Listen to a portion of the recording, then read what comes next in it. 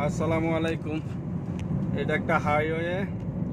তো বাংলাদেশের যে ড্রাইভার ভাইরা আছেন যারা গাড়ি চালান তাদের উদ্দেশ্যে বলছি, তারা গাড়ি চালান কিন্তু রোড সম্পর্কে তাদের কোনো ধারণা নাই, তারা মন ইচ্ছা মতন গাড়ি চালান। তো আজকে আমি যেটা বলবো, আমি এখন যে রোডটা দিয়ে যাইতেছি এটা কিন্তু 3টা লেন দেওয়া আছে। আমি যে লেনটা দিয়ে যাইতেছি এটা একদম নিচের।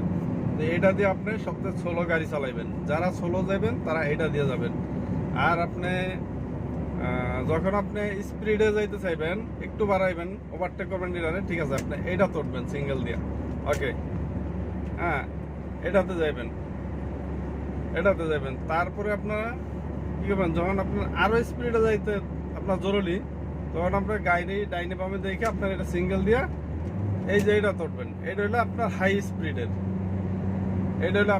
স্পিডের, এই রোডে উঠবেন।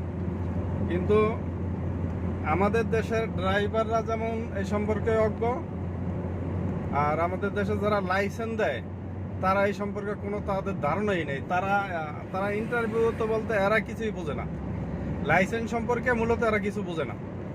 লাইসেন্সটা কিভাবে দিব, কি আশায় বিষয়, হ্যাঁ, কি ইন্টারভিউটা কি নিব, তাদেরকে কি শিখাইবো, যারা শিখায় তারা নিজেরই জানে না। তো সেক্ষেত্রে আপনার তারা লাইসেন্স ভালো কিভাবে দিব, লাইসেন্স ড্রাইভারদেরকে শিখাই যদি নাই শিখাইতে পারে, তারা না জানলে ড্রাইভারদেরকে শিখাইব কিভাবে?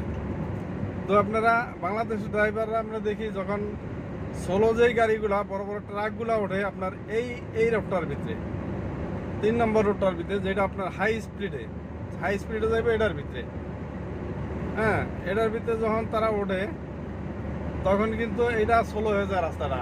আর যারা স্পিডে যাই ওভারটেক করবো তারা কিন্তু তখন এই যে রোডটা আসলাম এটাই থাকে, যেহেতু বাংলাদেশ 3 লেন, খুব কমই আছে 2 লেন।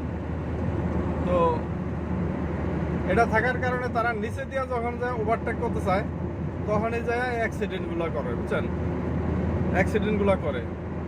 তো আমি যারা ড্রাইভার আছেন গাড়ি চালান তাদেরকে বলবো যে ভাই আপনারা যখনই আপনি সোলো যাবেন তখন আপনি এই আপনার বাম সাইডের রোডে থাকবেন, ডাইনে উঠবেন না। ডাইনে যে যাবে সে হাই স্পিড যে গাড়িটা যাইব ও যাইব শুধু ডাইন সাইডে।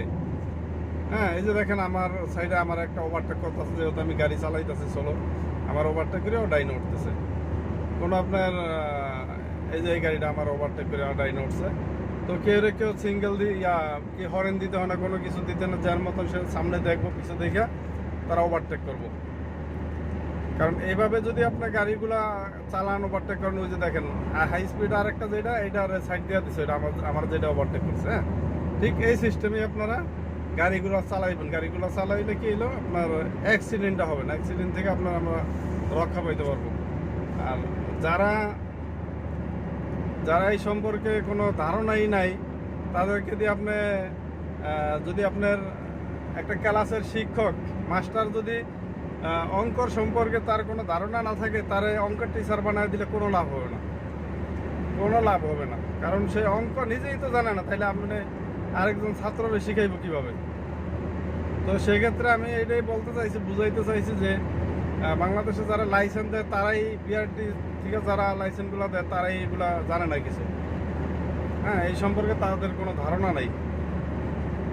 কারণ আমি কিন্তু এই মালয়েশিয়াতে লাইসেন্স ইন্টারভিউ দিয়ে নিয়েছি, এবং আমার সৌদি আরব যখন ছিলাম, সৌদি আরব আমি লাইসেন্সটা নেওয়া হয়নি, আইসা পড়ছি, কিন্তু আমি সম্পূর্ণ কোর্সটা ওই জায়গায় কমপ্লিট করছিলাম। তো সেক্ষেত্রে আপনি জানতে হবে, বুঝতে হবে। তো আমি এখন একটা টোলের সামনে আইসা পড়ছি, যাই হোক, আরেকটা ভিডিওতে বিস্তারিত বলবো। ভালো থাকবেন সবাই, আসসালামু আলাইকুম।